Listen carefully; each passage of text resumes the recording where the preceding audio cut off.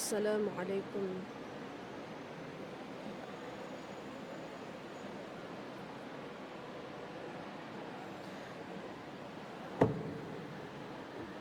السلام عليكم ورحمة الله وبركاته.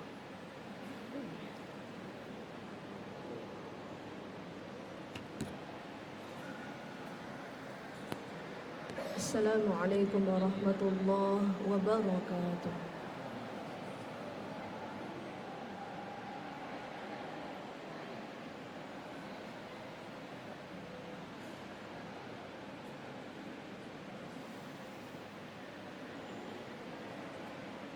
أعوذ بالله من الشيطان الرجيم.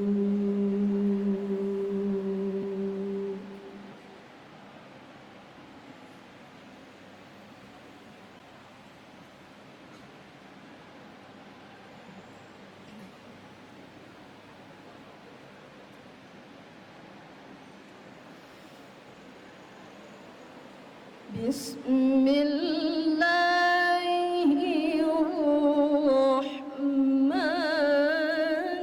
الرحيم.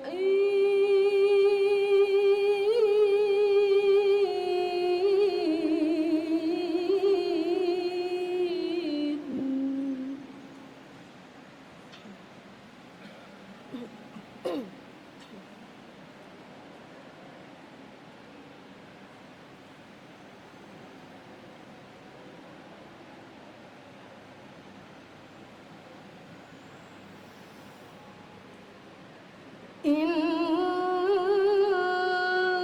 عدة الشهور عند الله 12 شهرا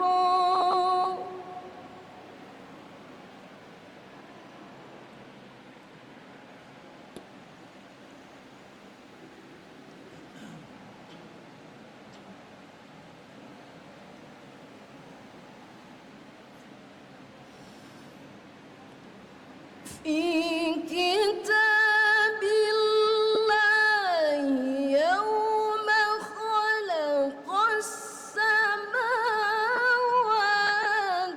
والأرض منها أربعة حرم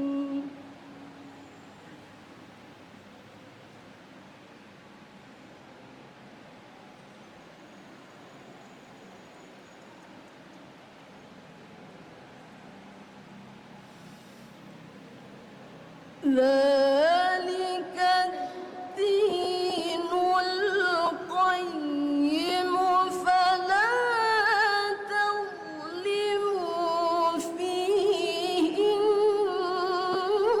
فيهن أنفسكم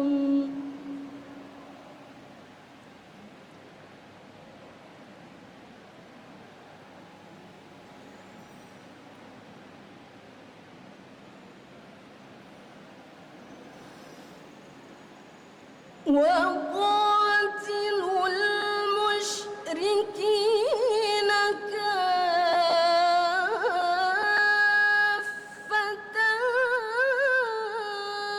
كما يقاتلونكم كافة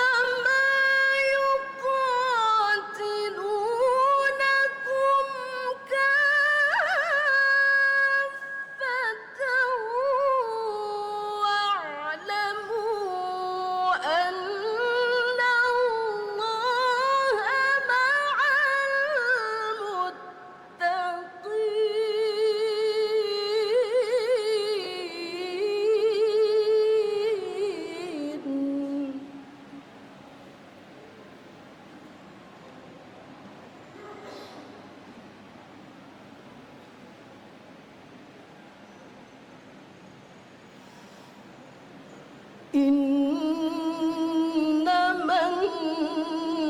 النسيء زيادة في الكفر يضل به الذين كفروا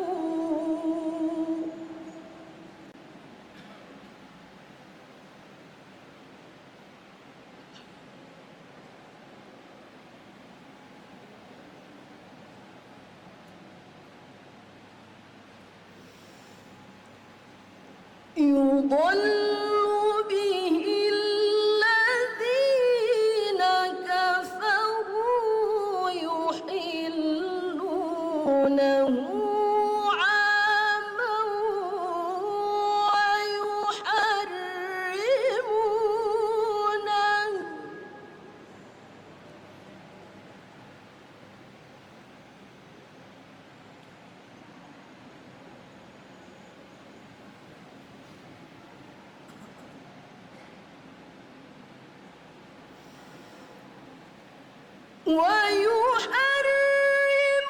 ويحرمونه عاما ليواطئوا عدة ما حرم الله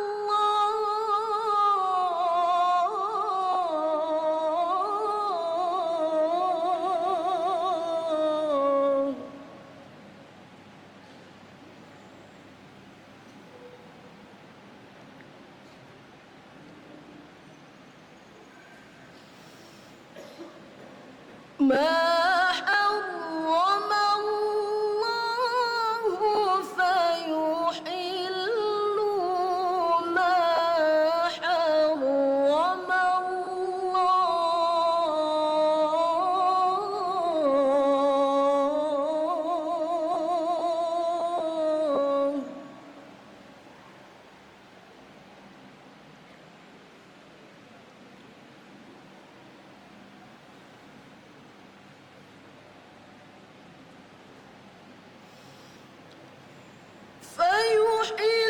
فيحلوا ما حرم الله زين لهم سوء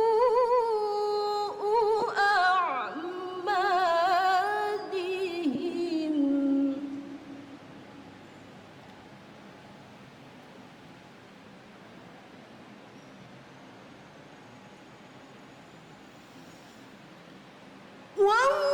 والله لا يهدي القوم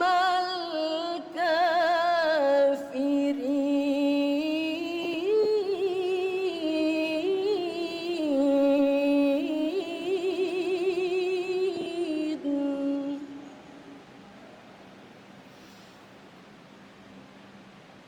والله لا يهدي القوم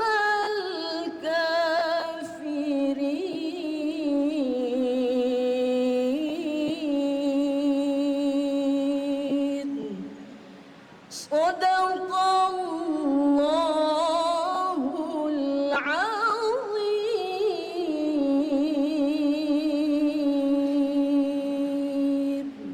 Assalamualaikum warahmatullahi wabarakatuh.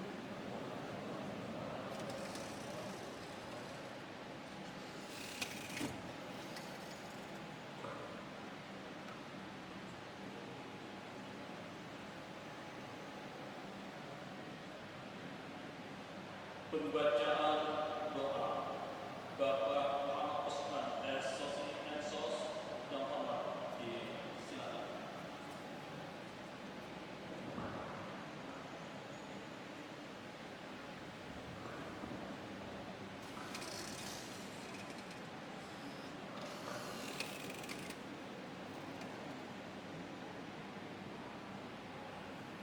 Bismillah.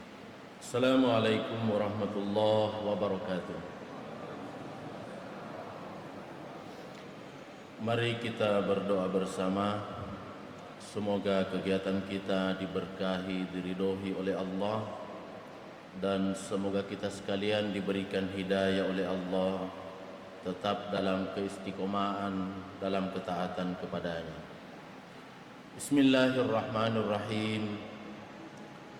Alhamdulillahi rabbil alamin, hamdan yuwafi ni'amahu wa yukafi'u mazidah. Ya Rabbana lakal hamd kama yanbaghi li jalali wajhikal karim wa 'azimi sultanik. Allahumma salli ala sayyidina Muhammad wa ala alihi wa sahbihi ajma'in. Allahumma inna nas'aluka bi anna nashhadu annaka anta Allah la ilaha illa anta al-ahadus samad alladhi lam yalid wa lam yulad wa lam yakul lahu kufuwan ahad. Bismillahi ma sya'allahu la yasuqul khaira illallah. Bismillahi ma sya'allahu la yasrifus su'a illallah. Bismillahi ma sya'allahu ma kana min ni'matin faminallah. Bismillahi ma sya'allah la hawla wa la quwata illa billahil aliyyil azim. Ya Allah, ya Rahman, ya Rahim, berilah kami hidayah untuk tetap mensyukuri nikmat-Mu. Khususnya malam hari ini kami hadir memperingati tahun baru Islam 1448 Hijriah tingkat Kabupaten Kepulauan Selayar. Tiada lain harapan kami kecuali memohon ridha-Mu, bimbingan-Mu serta ampunan-Mu ya Allah. Ya Allah, ya Hamid, ya Syakur, kami mohon kepadamu dengan hikmah peringatan tahun baru Islam, bangkitkan kesadaran kami untuk senantiasa mengingat kebesaran-Mu. Berikanlah kami petunjuk untuk tetap berpegang teguh pada agama-Mu dan senantiasa menghidupkan sunnah dan syariat Rasul-Mu. Allahumma antal abadiyul qadimul awwal wa ala fadlikal azim wa karim judikal muawwal. وهذا عام جديد قد أقبل نسألك العصمة فيه من الشيطان وأوليائه والعون على هذه النفس الأمارة بالسوء والاشتغال بما يقربنا إليك زلفى يا ذا الجلال والإكرام. Ya Allah, perbaikilah agama kami yang kami jadikan pegangan bagi segala urusan kami. Perbaikilah dunia kami yang di sanalah kehidupan kami. Perbaikilah akhirat kami karena di sanalah tempat kami kembali. Jadikanlah kehidupan ini sebagai tambahan bekal dalam segala kebaikan. Ya Allah, ya Ghafur, ya Afu. Sungguh kami manusia biasa yang banyak memiliki kesalahan dan dosa. Kami mohon ampunan-Mu atas perbuatan kami yang Engkau larang, yang belum sempat kami taubatkan. Ampuni kesalahan dan dosa orang tua kami. Ampuni dosa dan kesalahan guru-guru kami, kesalahan dan dosa para pemimpin kami. Rabbana atina fid dunya hasanah wa fil akhirati hasanah wa qina adzaban nar. Subhana rabbika rabbil izzati amma yasifun wa salamun alal mursalin walhamdulillahi rabbil alamin. Assalamualaikum warahmatullahi wabarakatuh.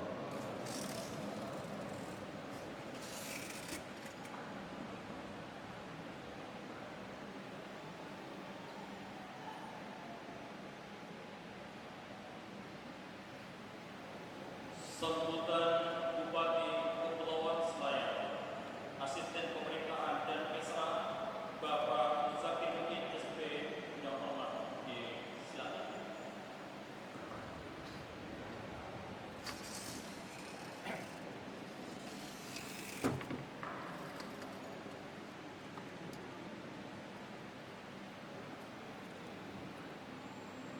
Assalamualaikum warahmatullahi wabarakatuh. Sebelum saya bacakan sambutan Bupati, terlebih dahulu saya menyampaikan permohonan maaf beliau karena beliau tidak sempat hadir pada malam ini untuk berkumpul bersama-sama kita. Yang kami hormati Ketua DPR atau yang mewakili, yang saya hormati anggota Forkopimda, yang saya hormati Bapak Ustaz Dr. Hayadi SAG MA selaku pembawa hikmah, para staf ahli Bupati yang kami hormati, para asisten Setda, para kepala OPD, para instansi vertikal, pimpinan BUMN dan BUMD. Yang saya hormati Ketua dan Wakil Ketua Tim Penggerak PKK Kabupaten Kepulauan Selayar. Yang saya hormati Ketua Dharma Wanita Persatuan Kabupaten Kepulauan Selayar. Yang kami hormati para kepala bagian Setda, Lurah. Yang saya hormati para ketua dan wakil ketua Basnas Kabupaten Kepulauan Selayar. Yang kami hormati para kepala UPTD, SD, SMP, dan SMK sekecamatan Kepulauan Selayar. Para tokoh agama, tokoh masyarakat, tokoh pemuda, organisasi wanita, dan organisasi kemasyarakatan. Yang kami hormati para ketua majelis taklim dan mubalik dan seluruh pengurus masjid se-Kabupaten Selayar.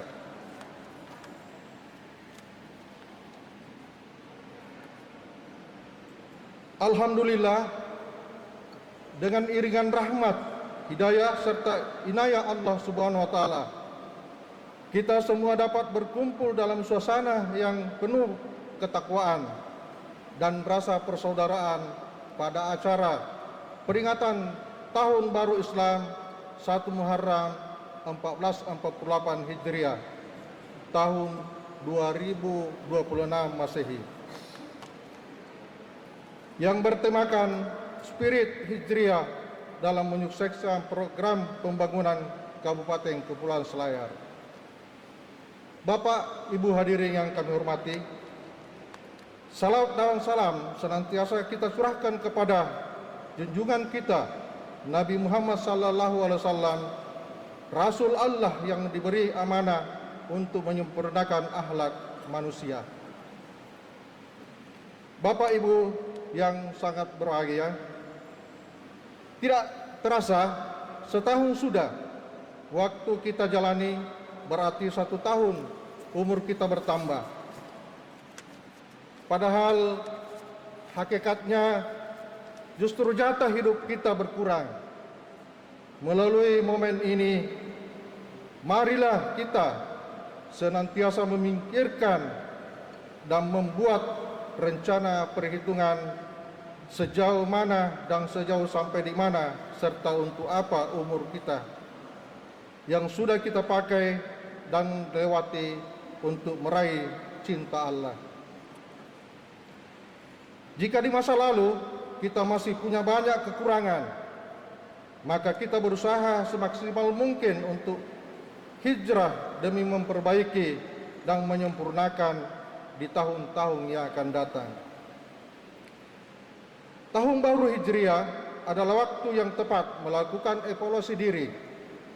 Tahun baru ini bukan hanya sekedar perayaan, tetapi juga saat yang tepat untuk memperkuat hubungan dengan Allah Subhanahu wa taala serta meningkatkan solidaritas dan kepedulian sosial terhadap sesama. Keteladanan sosial dengan meniru spirit hijrah Nabi Muhammad SAW dari Makkah ke Madinah sebagai komitmen untuk membangun peradaban yang adil, makmur, dan sejahtera. Spirit Hijriah dalam membangun keberkelanjutan adalah transformasi nilai spiritual menuju perbaikan yang diwujudkan melalui hijrah ekologis, pengembangan tanggung jawab sosial, dan komitmen pada visi kemaslahatan jangka panjang. Hal ini mendasari aktivitas manusia agar terus melindungi alam dan sistem sosial.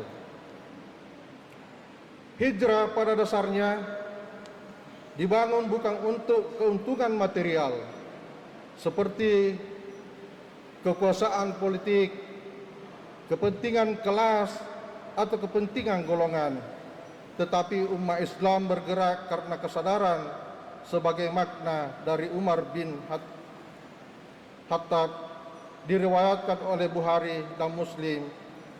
Tiap amal tergantung dari niat. Hijrah bukan sekedar berpindah ke tempat, tapi berpindah cara berpikir dan bertindak. Di tengah tantangan krisis iklim dan ketimpangan energi, saat kita berhijrah menuju kebijakan energi yang bersih, adil, dan menjaga amanah bumi. Hadirin yang saya hormati, peristiwa penting yang terjadi pada 1 Muharram adalah hijrahnya Nabi Muhammad SAW dari Mekah ke Madinah. Perjalanan panjang yang ditempuh Rasulullah SAW tidak hanya menandai awal dari sebuah peradaban baru, melainkan juga semangat untuk mencari kebebasan, keadilan, dan kehidupan yang lebih baik. Di peringatan ini, mari kita renungkan pesan dari hijrah yang dijalani Nabi Muhammad SAW. Beliau dan para sahabat menunjukkan kepada kita arti daripada pengorbanan, ketabahan, dan keberanian dalam menghadapi kehidupan dan tantangannya. Hal ini merupakan salah satu bentuk ikhtiar agar senantiasa diberikan hidayah. Bahkan seyogyanya kita senantiasa bermunajat, memanjatkan doa untuk kemajuan daerah kita, khususnya Kabupaten Kepulauan Selayar dan bangsa Indonesia pada umumnya. Hadirin yang kami banggakan, saya berharap mari kita perkuat rasa solidaritas dan ukhuwah Islamiyah kepada saudara-saudara sesama umat muslim. Karena itu kita senantiasa mengingatkan, meningkatkan kualitas hidup dan tetap menjaga iman disertai dengan ikhtiar. Ikhtiar yang dibarengi dengan doa kepada Allah Subhanahu wa taala untuk memohon ampun yang mungkin selama tahun 1447 Hijriah ada kesalahan dan ada kehilapan serta kekurangan. Marilah kita menjadikan Allah Subhanahu wa taala bagi penolong, sebagaimana firman Allah dalam Al-Quran surah Al-Imran ayat 173. Cukuplah Allah menjadikan penolong, kami dan Allah adalah sebaik-baik pelindung. Akhirnya, mari kita sambut tahun baru Islam dengan menyukseskan pembangunan Kabupaten Kepulauan Selayar. Semoga Allah Subhanahu wa taala memberikan langkah-langkah kita dalam meniti hari-hari sepanjang tahun baru Islam 1 Muharram 1448 Hijriah. Demikian sambutan ini, lebih dan kurangnya mau dimaafkan. Wabillahi taufiq wal hidayah. Assalamualaikum warahmatullahi wabarakatuh. Bupati Kepulauan Selayar tertanda Haji Muhammad Nasir Ali.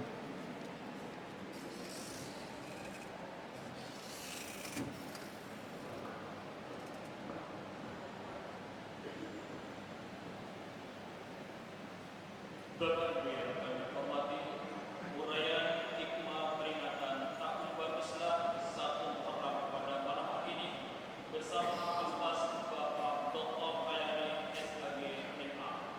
Yang hormat disilakan.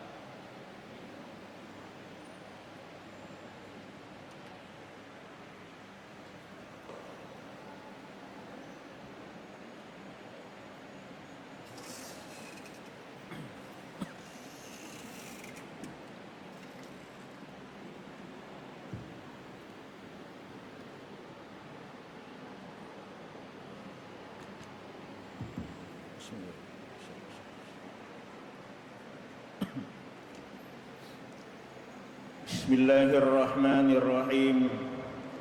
Assalamualaikum warahmatullahi wabarakatuh.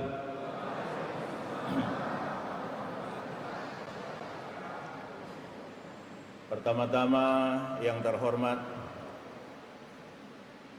Bapak Bupati Kabupaten Kepulauan Selayar, dalam hal ini diwakili oleh Bapak Asisten Pemerintahan dan Bagian Kesrah. Yang terhormat Bapak Ketua DPRD yang sempat hadir, yang mewakili beliau. Yang terhormat Bapak Dandim yang mewakili beliau. Yang terhormat Bapak Kapolres yang mewakili beliau. Yang terhormat Bapak Kejari, Ketua Pengadilan Negeri Kabupaten Kepulauan Selayar, para alim ulama, tokoh agama, wabil khusus kepada Ketua Tim Penggerak PKK serta Wakil, Ibu-ibu Majelis Taklim, mohon maaf tidak sempat menyebutkan satu persatu namanya, yang jelas semua yang dirahmati oleh Allah Subhanahu wa taala. Alhamdulillah, alhamdulillahilladzi la yamutu abada wa dafa'tu ankumus su'a bi alfi la haula wa la quwata illa billahil aliyyil azim. Asyhadu an la ilaha illallah wahdahu la syarika lah yarghaman liman jahada bihi wa kafar. Wa asyhadu anna Muhammadan abduhu wa rasuluhu la nabiyya ba'dah. Allahumma salli ala sayyidina Muhammadin wa ala alihi wa ashabihil mujahidin at-tahirin, amma ba'd. Faqad qala Allah ta'ala fil kitabihil karim wa huwa asdaqul qailin. A'udzu billahi minasy syaithanir rajim. Bismillahirrahmanirrahim. Innamal mu'minuna ikhwatun fa aslihu baina ahawaykum wattaqullaha la'allakum turhamun. Wa qala aidan ya ayyuhalladzina amanu taqullaha haqqa tuqatih wa la tamutunna illa wa antum muslimun. Wa qala Rasulullah sallallahu alaihi wasallam isnani la yansuru ilaihi yaumal qiyamati qati'ur rahim wa jarus su'i. Shadaqallahul aliyyil azim wa ballaga rasuluhun nabiyul karim wa nahnu ala dzalika minasy syahidin wasyakirin walhamdulillahi rabbil alamin. Amin, amin, amin ya rabbal alamin. Bapak Ibu hadirin yang dimuliakan Allah Subhanahu wa taala, alhamdulillah adalah salah satu kalimat yang pertama kali dilapaskan dalam suratul Fatihah, bermakna segala puji bagi Allah. Dan makna alhamdulillah ini pertama kali diucapkan oleh Nabi Adam alaihi salam ketika Nabi Adam melihat ciptaan dari lawan jenis seorang laki-laki, yakni perempuan yang bernama Siti Hawa. Lalu Nabi Adam melihat itu dan berkata, "Mahadhihi, antum ini siapa?" Maka Siti Hawa berkata, "Sesungguhnya aku diciptakan untuk kamu." Maka disitulah Nabi Adam berkata, "Alhamdulillah." Artinya, bapak-bapak kalau memandang istrinya, maka perbanyaklah melapaskan alhamdulillah. Ini artinya kita bersyukur. Dalam Al-Quran surah Ibrahim, la in zakartum la azidannakum wa la in kafartum inna adzabi lasyadid. Kalau kau syukuri aku tambah, tetapi manakala kau kufur maka nikmat itu akan berubah menjadi azab bagimu. Makna syukur ada tiga. Satu, kalau ada orang melapaskan alhamdulillah, itu syukur dalam bentuk ucapan atau tahmid. Kalau Prof. Nasar itu menyatakan itu bukan syukur, baru tahmid namanya. Yang kedua, syukur itu dalam bentuk ibadah, yakni kita sholat kepada Allah. Kenapa dikatakan syukur tingkat tinggi itu adalah ibadah? Karena tidak semua orang bisa jalan ke masjid. Makanya semua kita minta kepada Allah, Allahumma inna nas'aluka salamatan fid din wa afiatan fil jasad. Kita minta dua kepada Allah, sehat jasmani dan rohani. Yang kita minta sehat walafiat. Banyak orang sehat tapi tidak walafiat. Mana maknanya orang sehat tapi tidak walafiat? Berapa banyak orang yang sanggup kelilingi lapangan di luar 6 kali putaran? Rumahnya jauh 1 kilometer dia sanggup berjalan, tapi rumahnya dekat masjid tidak bisa datang. Kenapa? Dia sehat tapi tidak walafiat. Kesyukuran yang paling tinggi kalau kaki ini masih mampu berjalan ke masjid. Kita kan dipanggil oleh Allah kan 5 kali, Bapak Ibu. 5 kali diperdengarkan kalimat hayya 'alas shalah, hayya 'alal falah. Ayo kita sholat. Untuk apa? Hayya 'alal falah, untuk memperoleh kemenangan. Bapak Ibu hadirin, jangan nanti menyebut Allah ketika sakit. Berapa banyak orang sehat tidak bisa menyebut Allah. Berapa banyak orang sehat tidak pernah berzikir, begitu sakit baru sebut Allah. Dikala sehat, Bapak Ibu tidak pernah subhanallah subhanallah. Begitu sakit, subhanallah subhanallah subhanallah. Baru sebut Allah. Nanti kena tumor, tahu tumor? Turimore. Bapak Ibu hadirin yang dimuliakan Allah Subhanahu wa taala, maka kita itu sehat ataupun sakit, ayo sebut Allah Subhanahu wa taala, karena Allah memanggil kita dan mengundang kita untuk rahmatnya dengan kalimat azan. Yang ketiga, ada syukur yang paling tinggi. Apa itu? Bersyukur dalam bentuk sedekah. Nah, ini bagian daripada spirit hijriah, spiritnya hijrah Rasul sallallahu alaihi wasallam. Rasulullah sallallahu alaihi wasallam itu hijrah itu belakangan, tinggalkan kota Mekah menuju Madinah di belakang paling terakhir. Nanti bersama dengan Sayyidina Abu Bakar As-Siddiq, rombongan pertama sudah berangkat, termasuk sahabat-sahabat utama Umar ibn Khattab. Dari situlah hadisnya muncul, innamal a'malu binniyat wa innamal likulli imri'in ma nawa faman kanat hijratu ilallahi wa rasulih. Kenapa Nabi melepaskan itu? Karena Umar berkata, ya Rasulullah, nih ada sahabat yang mau hijrah. Kenapa mau hijrah? Karena ada calon ipar, ada perempuan yang dia suka, dia hijrah, dia juga mau hijrah. Lalu apa kata Nabi? Innamal a'malu binniyat wa innamal likulli imri'in ma nawa faman kanat hijratuhu ilallahi wa rasulih.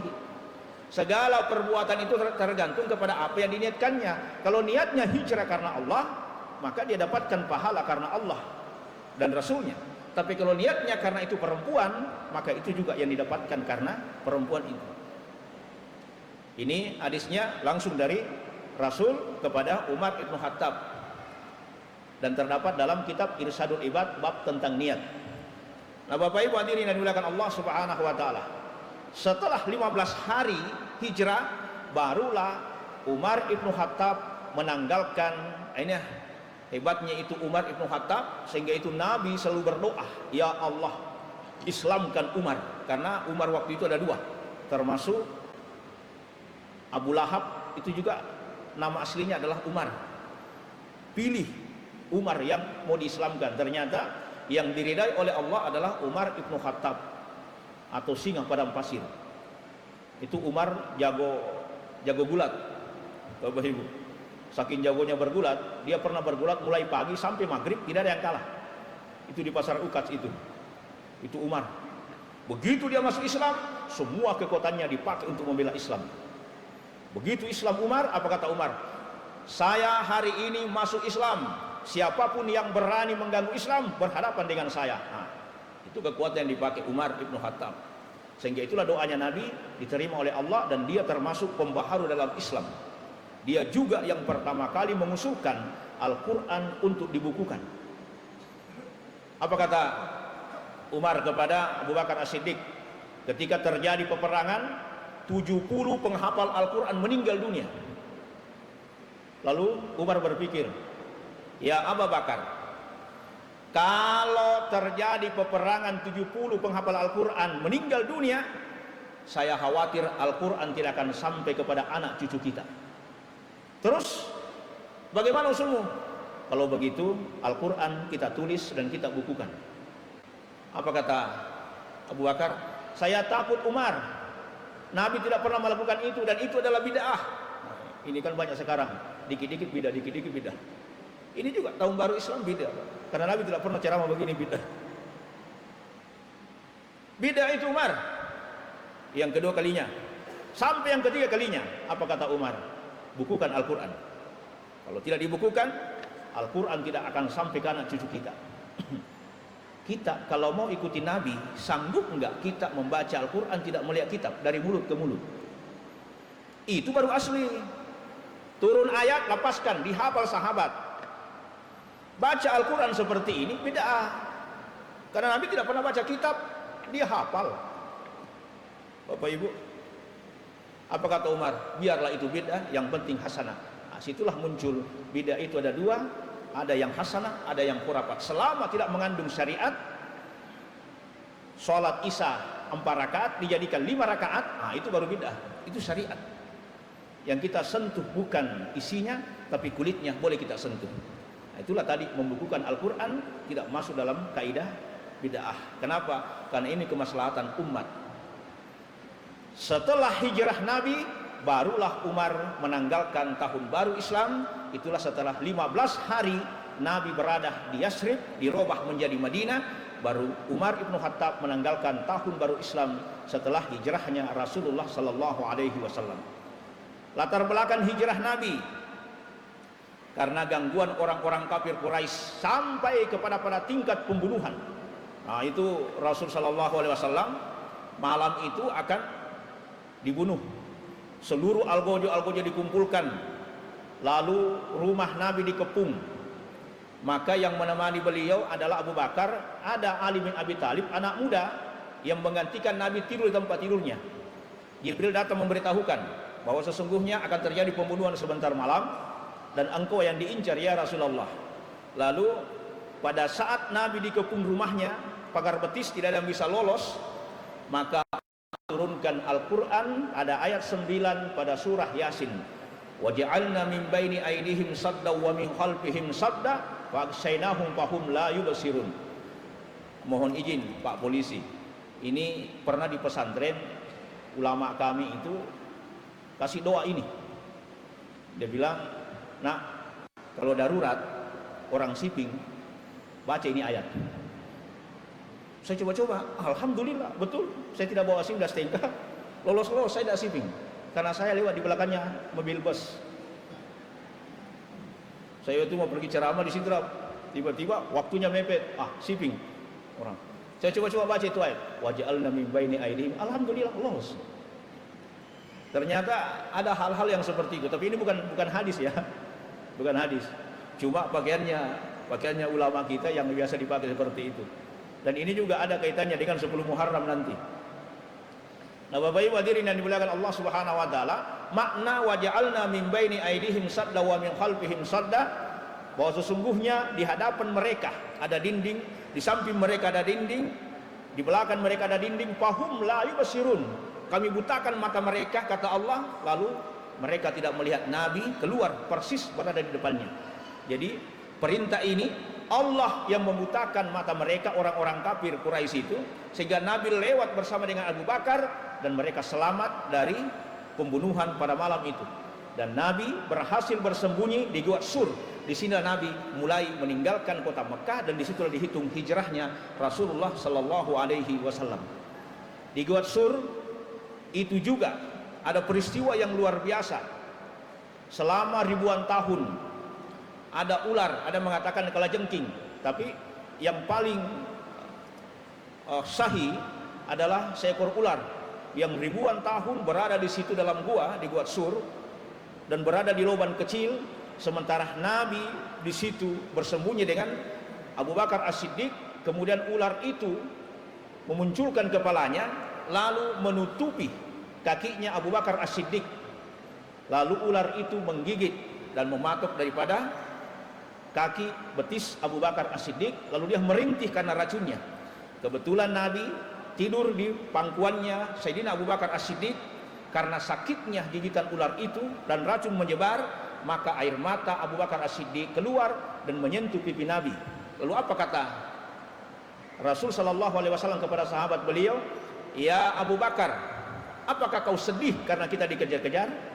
Apakah kau takut karena kita dikejar orang kafir?" Kata Abu Bakar, "Tidak ya Rasulullah." "Kenapa kau menangis?" "Saya menangis karena ada ular yang menggigit saya. Aku tahan rasa sakit itu." Menurut riwayat, Nabi sendiri yang mengeluarkan racun itu dengan menghisap racun daripada ular itu. Bapak Ibu hadirin yang dimuliakan Allah Subhanahu wa taala, ini namanya sahabat, ya. Jadi itulah pentingnya yang bernama sahabat, bukan saudara. Kenapa? Sahabat itu lebih tinggi daripada saudara. Karena tidak pernah terjadi perang sahabat, yang banyak terjadi perang saudara. Sama saudara saja baku parang. Sama sahabat tidak. Nah, Bapak Ibu hadirin yang dimuliakan Allah Subhanahu wa taala.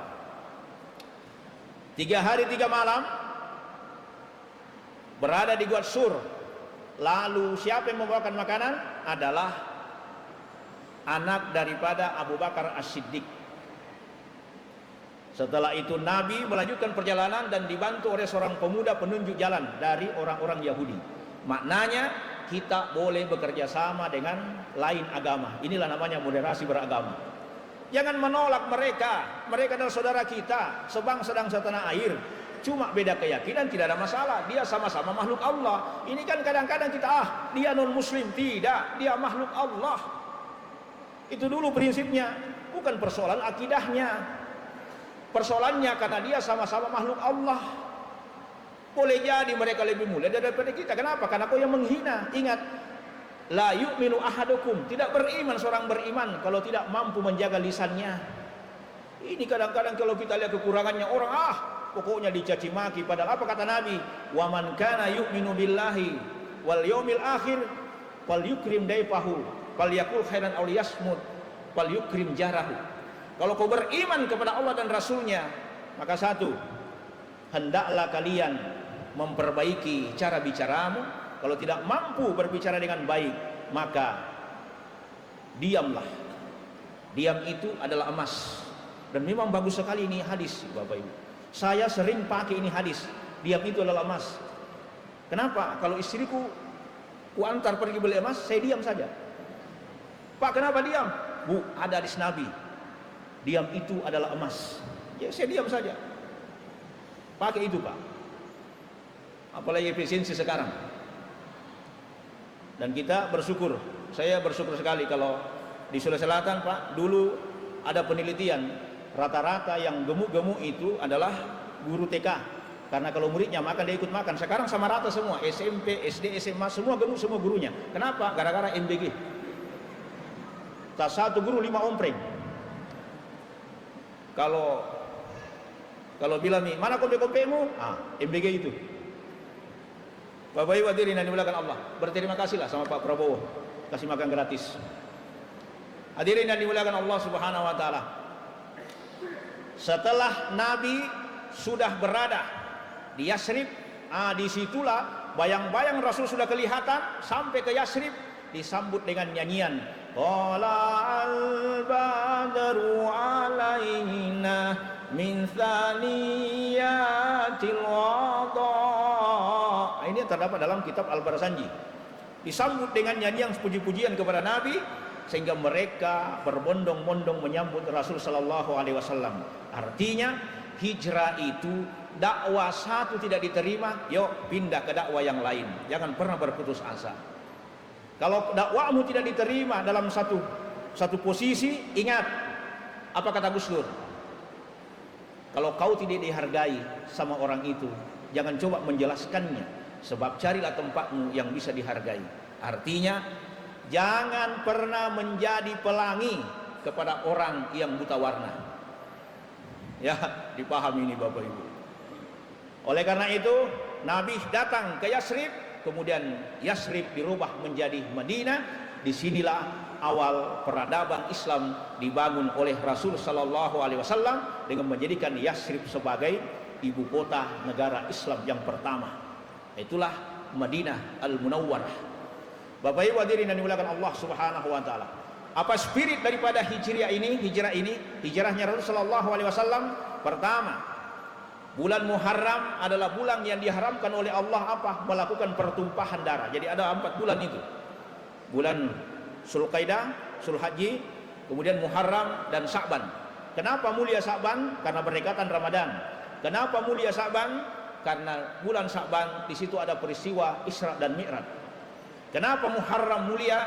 Karena hijrahnya Nabi dari Mekah ke Yasrib dirubah menjadi Madinah. Kenapa Zulhijjah? Di situ ada nilai-nilai pengorbanan oleh Nabi Ibrahim alaihissalam. Kenapa Zulqaidah? Di situ ada hari Tashrif, waktunya orang untuk menyembelih.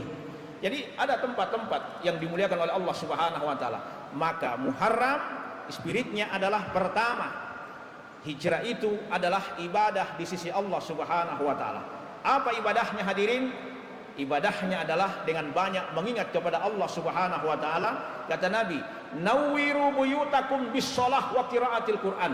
Terangilah rumahmu dengan salat dan bacaan Al-Qur'an. Itu dulu pertama. Perbaiki rumah tangga Islam. Bagaimana caranya? 2 dalam rumah kita. Pertama, Al-Qur'an. 2, salat. Hasil penelitian di Amerika Serikat, ternyata Bapak Ibu, kenapa orang Eropa itu rajin meneliti Al-Qur'an? Orang yang membaca Al-Qur'an dengan orang yang mendengarkan Al-Qur'an dibaca, kan Nabi mengatakan, orang yang membaca dengan mendengarkan pahalanya sama. Artinya orang yang rajin mendengarkan Al-Quran dibaca, maka dia akan menggetarkan getaran dalam tubuhnya, peredaran darahnya, itu akan membunuh sel-sel kanker dalam tubuhnya. Artinya jauh lebih sehat orang yang suka membaca Al-Quran, orang yang suka mendengarkan Al-Quran dibaca, daripada orang yang tidak pernah membaca dan tidak pernah mendengarkan Al-Quran dibaca. Maka ada hadis Nabi mengatakan, kun aliman au muta'alliman au mustami'an. Jadi kalian orang yang mengajar. Kalau tidak mampu mengajar, maka belajarlah. Kalau tidak bisa belajar, perbanyaklah mendengar.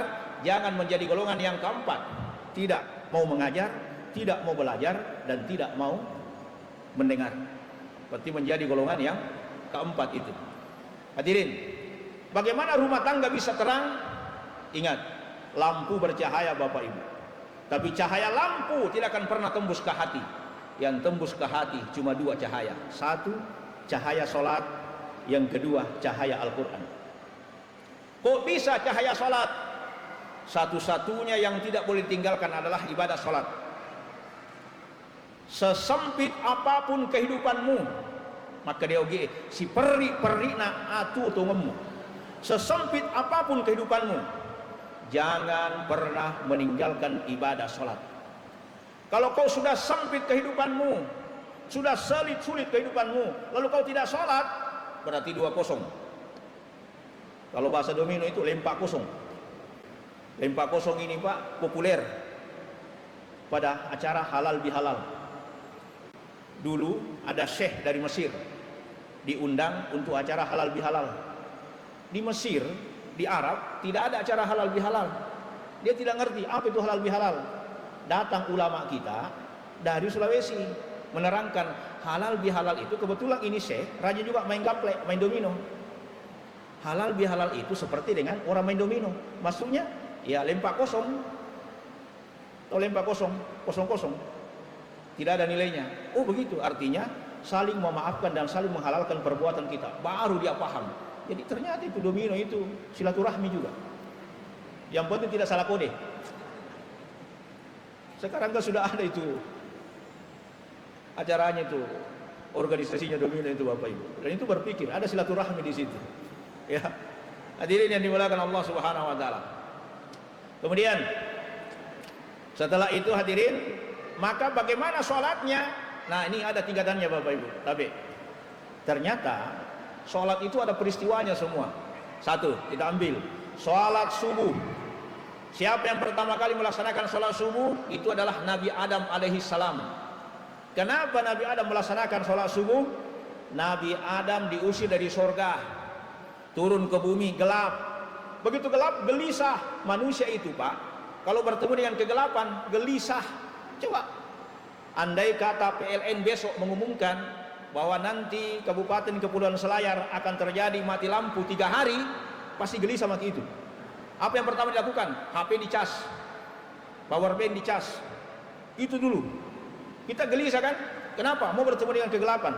Nabi Adam merasakan itu. Mau bertemu dengan kegelapan, gelap di dunia, sorga terang benderang. Apa yang bisa dilakukan? Lama kemudian mau muncul matahari di waktu fajar. Disitulah Nabi Adam bersyukur kepada Allah, melaksanakan sholat sunnah, sholat subuh 2 rakaat. Itu artinya sholat fajar. Jadi nama lain sholat subuh adalah sholat fajar. Jadi sholat fajar itu tujuannya sholat subuh, Bapak Ibu. Satu-satunya sholat yang boleh diqada, sholat qabliyah, sholat sunnah qabliyah yang boleh diqada adalah sholat sunnah qabliyah subuh. Nah, contoh, sholat subuh orang kita terlambat datang, belum sempat melaksanakan sholat sunnah qabliyahnya. Orang sudah sholat subuh, kita sementara sholat subuh kita datang, belum sempat melaksanakan sholat sunnah qabliyah.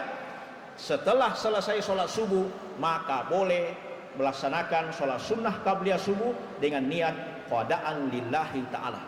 Usolli sunnatal qabliyah subuh raka'ataini qadaan lillahi ta'ala. Bagaimana kalau ada yang langsung memprotes? Tidak ada sholat sunnah sesudah sholat subuh. Kasih tahu, sebentar aku jelaskan kok. Allahu Akbar. Ataukah kalau tidak mampu menjelaskan, nanti pulang ke rumahnya baru sholat sunnah qabliyah subuh dengan niat qadaan lillahi ta'ala. Yang lain tidak boleh diqada kecuali sholat sunnah qabliyah subuh. Peristiwanya kapan? Nabi melaksanakan sholat sunnah qabliyah subuh setelah 5:30 baru bangun. Dia tidak mengambil sholat subuh, tapi dia mengambil sholat sunnah dulu, baru sholat sunnah qabliyah subuh. Nah, inilah dasarnya ulama mengatakan boleh sholat qabliyah subuh itu diqada. Yang kedua, sholat zuhur. Siapa yang kerjakan pertama kali? Nabi Ibrahim alaihi salam. Kenapa Nabi Ibrahim? Karena Nabi Ibrahim bersyukur kepada Allah Subhanahu wa taala. Pada saat itu anaknya mau disembelih tidak jadi, yang jadi disembelih adalah kambing. Makanya berkurban yang paling afdal adalah kambing. Kenapa kambing? Karena Ismail diganti bukan onta, yang diganti adalah kambing. Kenapa kambing? Makhluk yang paling nakal adalah kambing. Sulit untuk dijinakkan itu kambing.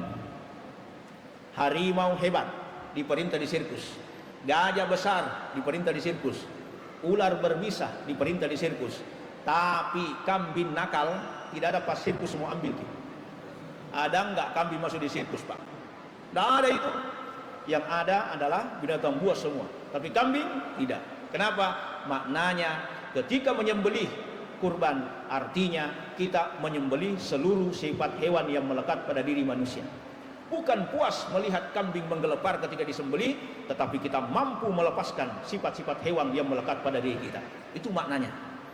Sehingga dia bersyukur kepada Allah, dia melaksanakan salat 4 rakaat di siang hari, itulah disebut dengan waktu zuhur di sisi Allah Subhanahu wa taala. Yang ketiga, ada salat asar. Siapa yang melaksanakan salat asar? Salat asar pertama kali dilaksanakan oleh Nabi Yunus alaihi salam. Kapan Nabi Yunus melaksanakan salat asar? Inilah peristiwa 10 Muharram, hari Asyura. 10 Muharram, Asyara artinya Asyura, Asyara 10. Kalau 9 Tasu'ah. Jadi kita berpuasa itu adalah ibadahnya adalah 2 hari. Berpuasa 9 Muharram dan berpuasa 10 Muharram. Berpuasa 10 Muharram itu pahalanya 1 tahun, dosa kita diampuni oleh Allah Subhanahu wa taala. Dan berpuasa hari Tasu'ah adalah sifatnya al-wara, jangan sampai dianggap 10 Muharram ternyata masih tanggal 9. Jangan sampai dianggap tanggal 9 ternyata sudah masuk 10 Muharram. Sehingga kata Nabi menyeberang ke orang-orang Yahudi, lalu dia mengatakan, apa yang dilakukan orang-orang Yahudi ini? Dia berpuasa ya Rasulullah. Kenapa mereka berpuasa? Karena mereka menghormati peristiwa Nabi Musa selamatnya dari kejaran Fir'aun. Apa kata Nabi? Kitalah yang lebih pantas merayakan itu. Maka kata Nabi, andai kata umurku masih panjang, maka aku akan berpuasa tanggal 9 dan 10 Muharram. Itulah hari Asyura. Kalau tidak mampu 9, 10, 10, 11. Tapi yang kita lakukan kan banyak, Pak. 10 Muharram itu, Bu, apa yang dilakukan? Bikin bubur. Ya kan? Dari mana asalnya itu, Pak? 10 Muharram bikin bubur. Itu kan sejarah perjuangan bangsa negara kita. Ulama berjuang melawan penjajah Jepang. Jepang mengambil seluruh hasil panen, air diracun. Akhirnya mereka berjuang tanggal 10 Muharram hari Asyura mereka puasa, tidak ada dipakai buka puasa. Kata ulama kita, Kiai, ini ada beras, namanya sama-sama, segenggam beras, mau diapa ini? Apa kata ulama kita? Ambillah itu kau masak, perbanyak airnya dan kasih gula merah. Nah itu namanya pecah suruh, bubur suruh namanya itu. Sekarang kita panen bagus, beras banyak, maka jangan bubur semua, sekali-kali kondro suruh, coto suruh, masih yang enak-enak. Kenapa? Kita sudah bebas dari kemerdekaan itu, bukan lagi berjuang, tapi berjuang mengisi kemerdekaan. Apa? Bangun Kabupaten Kepulauan Selayar dengan apa? Dengan gemerlap dan gemetarnya. Bapak Ibu hadirin yang dimuliakan Allah Subhanahu wa taala. Bagian sedekah, di mana bagian sedekahnya? Gemerlap. Gerakan menanam pohon kelapa, 5 juta pohon kelapa. Itu gemerlap. Apa kata Nabi? Itu kan hadisnya seperti itu. Andai kata di tanganmu ada biji korma, terjadi kiamat. Apa kata Rasulullah? Jangan kau mati sebelum kau sempat menanam biji korma itu. Saking dianjurkannya kita menanam. Ibu bapak, berterima kasihlah sama nenek moyang kita yang dulu menanam kelapa. Andai kata nenek moyang kita tidak menanam kelapa, tidak bisa kau makan nasi santang sama ikan bakar. Mana bisa? Bapak Ibu, kira-kira kita mau makan apa? Nasi biasa gitu? Mana bisa makan kita yang enak-enak kalau tidak ada santang? Bapak Ibu, kelapa di sini banyak. Ayo manfaatkan. Hadirin, air kelapa antitoksinnya bagus untuk tubuh kita, pembersih dari paru-paru, manfaatkan itu. Daerah lain cuma mengimpor kelapa. Kita di sini alhamdulillah. Kenapa dengan pohon kelapa? Menanam itu adalah bagian sedekah. Mana sedekahnya menanam? 1. Kalau Anda memperbanyak menanam pohon dengan gemerlap ini, artinya Anda bersedekah kepada binatang. Mana binatangnya? Banyak burung-burung yang hinggap di pohon itu dan mereka memakan. Banyak binatang-binatang yang hinggap di pohon itu. Yang kedua, banyak orang bernaung di bawahnya. Orangnya sudah meninggal yang menanam itu, tapi terus pahalanya mengalir di sisi Allah Subhanahu wa taala. Artinya tidak rugi Anda menanam, Anda berpahala di sisi Allah dan itu adalah amal jariah di sisi Allah Subhanahu wa taala. Yang kedua, apalagi ada gemetar. Gerakan menanam batara. Apa itu batara itu? Jauhnya? Jago. Luar biasa ini pakan itu, Pak. Ja'fa sudah berdiri pabriknya. Itu kalau panen, kalau orang-orang sidra panen itu biasa, itu dapat satu kali panen itu 300 juta. Bayangkan itu, gerakan menanam batara. Luar biasa itu, Pak. Hadirin. Jadi semua ada manfaatnya. Bapak Ibu hadirin. Tidak ada ruginya. Terutama ini pohon yang panjang umurnya, ternyata Bapak Ibu hadirin, itu juga yang membuat dunia itu bisa berdiri dengan kokoh. Apa maksudnya, Bapak Ibu hadirin? Maksudnya begini. Kiamat akan datang 1. Kalau tidak ada makanannya binatang. Itu hadisnya. Mana itu? Apa makanannya binatang? Tidak ada pohon.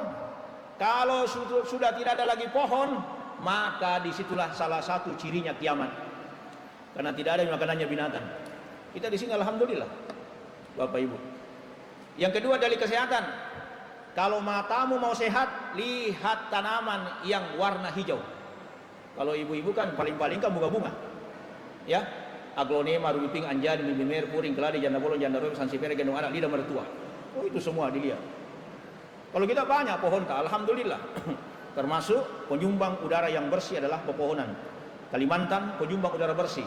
Tapi ketika Pak JK jadi wapres waktu itu terjadi kebakaran di Kalimantan, orang Malaysia protes sampai Pak JK dipanggil sebagai wapres konferensi di Malaysia dan orang Malaysia berkata, Anda merugikan kami mengirim asap dari Kalimantan sampai ke negeri kami dan di sini kami batu-batu. Apa kata Pak JK? Asap hanya baru 1 bulan. Puluhan tahun kau nikmati udara bersih dari Kalimantan, kau tidak pernah berterima kasih.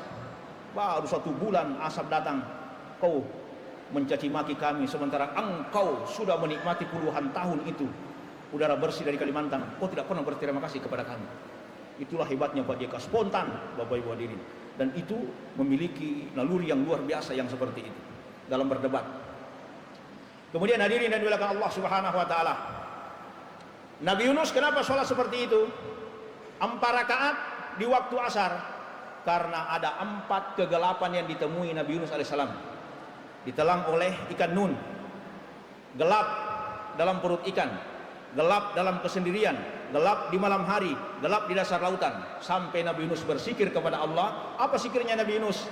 Nabi Yunus bersikir, la ilaha illa anta subhanaka inni kuntu minak zalimin. Maka ibu-ibu, bapak ibu, kalau terjadi kegelapan dalam rumah tangga, selalu bertengkar, dikit-dikit baku gea, maka duduk bersimpulah, la ilaha illa anta subhanaka inni kuntu minak zalimin. Apakah Nabi tidak pernah dimarahi sama istrinya? Pernah.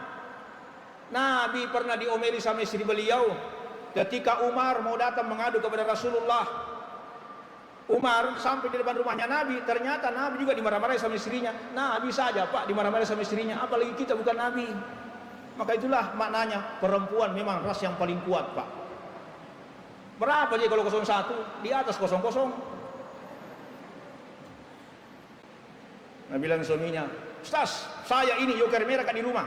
Istri tak, narobe-robe yoker. Masih di atas itu. Bapak Ibu hadirin. Kenapa perempuan hebat? Hebatnya perempuan sanggup menyembunyikan cintanya selama 40 tahun, tapi tak sanggup menyembunyikan rasa cemburunya meskipun hanya sesaat. Tapi yang paling hebat siapa Bu? Yang paling hebat laki-laki bro. Apa hebatnya laki-laki Bu? Laki-laki yang hebat bukan laki-laki yang banyak cintanya, tapi laki-laki yang hebat adalah laki-laki yang sanggup menolak cinta lain untuk mempertahankan cintanya yang satu. Nah, itu laki-laki yang hebat. Kalau di depan istri, kalau tidak ada, wallahu a'lam bishawab. Ada Bapak Ibu hadirin yang dimuliakan Allah Subhanahu wa taala. Maknanya apa? Tidak ada suami yang takut kepada istri, yang ada suami yang menghargai istrinya. Saya ini termasuk mubalik yang romantis. Kemarin baru saya pulang dari Singapura selama 6 hari. Pulang karena istri tidak bisa ikut karena cuma 1 tiket. Oke, saya berangkat. Setelah selesai pulang 6 hari saya tinggal. Ayo Bu, ada kesempatan 2 hari ini. Ayo kita ke mall. Saya ajak istri saya ke mall jalan-jalan. Saya ke Makassar. Lalu kebiasaan saya kalau jalan ke mall sama istri, saya pegang tangannya istriku. Tidak kulepaskan. Kenapa? Kapan kulepaskan? Sembarang ambil. Kupegang terus. Konsepnya begitu saja. Jadi pegang tangannya. Yang kedua, apa lagi Pak? Doakan ki istri tak. Bagaimana mendoakannya? Kalau kita tidur, angkat tangan ini letak di jidat. Nah ini untuk pengantin lama, termasuk pengantin baru. Angkat, letak di jidat. Apa dibaca? Salawat Nabi. Allahumma sholli ala Muhammad wa ala ali Muhammad. Baca 3 kali. Doanya juga 3. Ya Allah, kalau ada kebaikanku, tebarkan kebaikan itu dalam keluarga kami. Yang kedua, ya Allah, sekiranya ada keburukannya istriku, aku berlindung kepadamu ya Allah. Nah, doa yang ketiga, baca doa medsos. Ya Allah, lindungilah istriku dari godaan COD. Insyaallah aman itu. Tidak banyak paket Pak. Sekarang kan ibu-ibu malas ke pasar Pak. Lebih senang penjajah Shopee. Nanti ditahu setelah ada pip, paket. Dia yang COD, kita yang bayar. Hadirin yang dimuliakan Allah Subhanahu wa taala. Kemudian setelah itu Nabi Yunus melaksanakan 4 rakaat, artinya menutupi 4 kegelapan. Ada sholat namanya sholat maghrib. Siapa yang lakukan ini? Nabi Isa alaihi salam. Kenapa Nabi Isa alaihi salam melaksanakan ini sholat Isa 3 rakaat? Karena Nabi Isa bertemu dengan 3 fitnah dalam keluarganya. Nabi Isa itu kakek buyutnya Nabi Zakaria. Nabi Zakaria meminta kepada Allah, itu kurang lebih 60 tahun dia berdoa kepada Allah. Doanya 1, tidak pernah banyak. Kita gitu kalau berdoa banyak. Nabi Zakaria 1 doanya selama 60 tahun. baru suaranya tidak pernah naik, tidak pernah turun, datar terus. Ya Allah, berilah aku keturunan yang soleh ya Allah. Selama 60 tahun begitu terus, sampai dia sudah tua, kulitnya mulai keriput, tulang-tulangnya mulai rapuh, sampai dia mengadu kepada Allah, ya Allah, kulitku sudah mulai keriput, tulang-tulangku sudah mulai rapuh ya Allah, maka aku semakin tua, beri aku keturunan ya Allah. Itu terus. Lahirlah perempuan yang mulia bernama Siti Maryam. Dari Siti Maryam lahirlah Nabi Isa alaihi salam. Nabi Isa periodenya selesai 500 tahun baru lahir Nabi Muhammad sallallahu alaihi wasallam dari garis keturunan dengan 2 istri. Nabi Ibrahim istrinya yang pertama Siti Sarah, istri yang kedua Siti Hajar. Tidak usah diikuti ini Pak, contoh saja sejarah. Ya. Bahwa Nabi itu Nabi Ibrahim 2 istrinya, Siti Sarah dengan Siti Hajar. Siti Sarah melahirkan Ishak, garis keturunan Ishak lahir sampai kepada Nabi Isa alaihissalam. Garis yang kedua adalah Siti Hajar. Siti Hajar melahirkan Ismail, dari Ismail garis keturunan sampai kepada Abdul Muthalib. Abdul Muthalib punya anak Abdullah, Abdullah menikah dengan Aminah, lahirlah Muhammad sallallahu alaihi wasallam. Jadi satu ji nenek. Kenapa bertengkar terus antara Yahudi, Nasrani dengan Islam? Padahal harus kita memahami sejarah. Kalau mau bagus, ini ada dialognya. Seorang pendeta dengan seorang kiai. Kata pendetanya dengan Pak Kiai, apa dia bilang? Pak Kiai, gak baik. Kenapa? Boleh tanya? Boleh. Kenapa dalam Islam itu haram hukumnya makan babi? Oh iya, karena ketentuan dalam Islam diharamkan memang, karena begitulah Al-Quran berkata. Lalu kata pendeta, tidak. Kalau kami di agama kami ini berbeda, tetapi saling menghargai. Kalau di agama kami itu babi itu daging yang paling nikmat, makanya itu kami makan daging babi itu. Kata Pak Kiai, Islam tidak, karena Al-Quran melarang, maka kami tidak makan. Kenapa? Karena kami taat dengan agama kami. Akhirnya Pak Kiai juga bicara, Pak Pendeta, Pak Pastor, kenapa dalam agama Anda seorang pastor itu tidak boleh menikah? Ya, karena agama kami melarang. Oh, kata Pak Kiai, oh tidak, kalau tidak agama kami, Kiai saja boleh 2 istrinya, boleh 3. Maka tidak melarang kawin, padahal itulah yang paling nikmat daripada babi. Berbeda pendapat tapi saling menghargai, bukan saling menyalahkan. Begitu naik mobil, kata Pak Kiai, bismillah. Kata Pak Pendeta, mohon maaf Pak, ini bukan bismillah, ini bismalam. Begitu naik pesawat, yang duluan adalah pastornya. Pastor mengatakan haleluya. Kata Pak Kiai, mohon maaf Pak Pastor, ini bukan haleluya, ini helikopter. Apa artinya Bapak Ibu? Saling mendukung, agree in disagreement, setuju dalam perbedaan. Kalau ingin sejalan dalam membangun, hilangkan perbedaan, yang ada cari persamaan. Sama-sama kita warga, sama-sama kita taat kepada pemerintah. Atiullah wa atiur rasul wa ulil amri minkum. Bapak Ibu hadirin yang dimuliakan Allah Subhanahu wa taala. Sebagai ungkapan terakhir dari spirit Hijriah adalah nilai silaturahim. Innamal mu'minuna ikhwatun fa aslihu baina ahawaikum wattaqullaha la'allakum turhamun. Sila artinya tali, rahim artinya kasih sayang, silaturahim hubungan tali kasih sayang. Kalau mau bagus spirit Hijriah kita, sudah kita bagus gemerlapnya, bagus gemetarnya, maka kita lagi apa? Memperbaiki illegal fishing dengan illegal logging. Apa itu? Nah, ini pencurian ikan di laut. Nah, ini ada bapak-bapak polisi yang terutama di Polair itu, alhamdulillah mengamankan orang yang berusaha merusak biota laut. Oh ini Pak, lari semua ikan tak. Makanya itu ada pernah kisahnya itu, orang selayar sampai di Malaysia tangkap ikan, dikejar sama polisi Malaysia. Tapi orang selayar kan pintar-pintar Pak. Kenapa kok ke sini tangkap ikannya orang Malaysia? Kata orang selayar, bukan ikannya Malaysia, ikan kami lari ke sini, itu yang kami kejar. Kok bisa tanda? Iya Bapak Ibu. Apa artinya? Ini yang merugikan kita. Kita sumber daya alam kita bagus, tinggal bagaimana cara kita memelihara sumber daya alam kita. Artinya apa? Kualitas orang-orang di Kepulauan Selayar alhamdulillah bagus-bagus semua Pak. Dalam pendidikan ada beberapa teman yang luar biasa, sudah berada pada tataran tingkat nasional. Ada beberapa profesor orang-orang Selayar, mereka bertindak lokal tapi berpikir nasional. Itu luar biasa, hadirin. Kenapa? Ternyata yang mencerdaskan adalah ikannya yang segar. Tapi ada satu, Pak, saya dapat di Kuala Lumpur kemarin ini. Apa itu? Jangan makan kepala ikan. Nah, kita orang Sulawesi, paling nikmat itu sop kepala ikan. Ternyata ada penyakit yang dikandung itu dengan kepala ikan. Apa itu? Orang Malaysia bilang nyaknyok. Sampai itu Prof. Mahathir Muhammad itu sampai umurnya sudah mencapai mungkin 100, kurang lebih kemarin sudah ulang tahun yang ke-90 lebih. Kenapa? Satu hal yang tidak pernah dia makan. Apa itu? Kepala ikan. Segar ingatannya. Ternyata salah satu yang membuat kita banyak pelupa karena kita banyak makan kepala ikan. Makanya tadi saya sama Pak Haji Firman itu saya tidak makan kepalanya, badannya saja. Saya tidak tanya makan kepala. Kenapa? Nyaknyok. Nyaknyok itu artinya pelupa. Kenapa suka makan kepala ikan? Nah, kita kalau kepala ikan, apalagi kalau matanya, cungkil. Kan begitu. Ya, ternyata itu bikin kita jadi pelupa, Bapak Ibu hadirin. Saya baru dapat juga, ternyata begitu. Hadirin, ya. Kemudian hari ini belakang Allah Subhanahu wa taala, silaturahim kita adalah pertama kepada pemerintah. Pemerintah adalah orang tua kita. Hadis ada ayat yang kita pakai, atiullaha wa atiur rasul wa ulil amri minkum.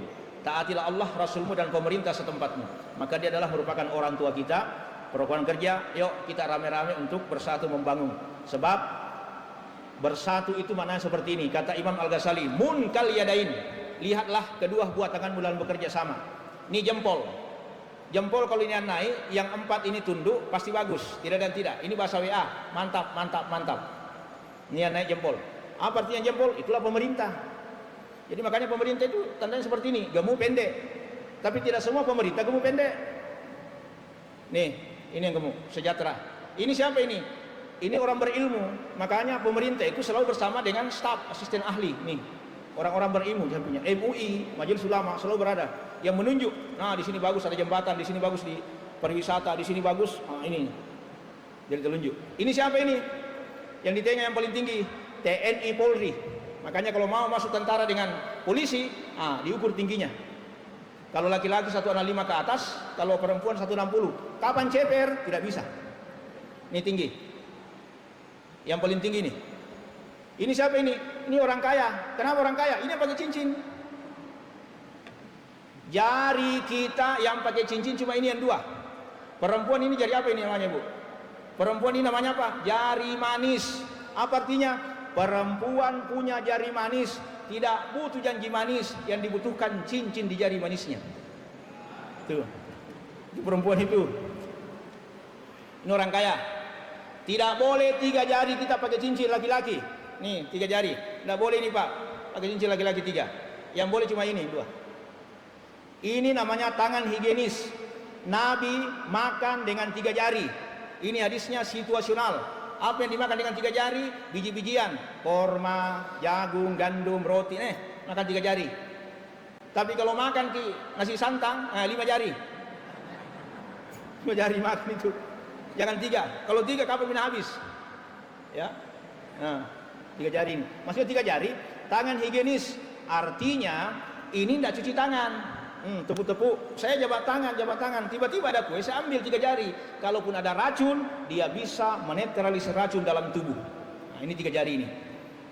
Ya, kalau dia pakai cincin, tidak bisa menetralisir racun dalam tubuh. Tapi perempuan dibolehkan 5 jarinya pakai cincin. Tidak ada masalah perempuan. Tidak ada masalah perempuan. Kenapa?